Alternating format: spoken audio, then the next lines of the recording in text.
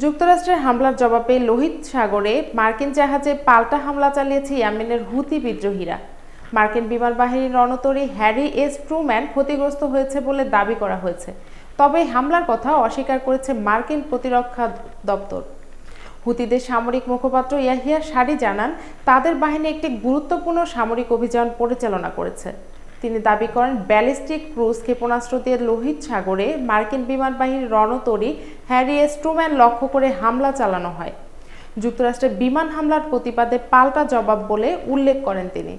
তবে মার্কিন প্রতিরক্ষা দপ্তরের এক কর্মকর্তা রয়টার্সকে জানান, এমন কোনো হামলার তথ্য পাননি তারা। নাম প্রকাশে অনিচ্ছুক ওই কর্মকর্তা হুতিদের এ দাবি প্রত্যাখ্যান করেন।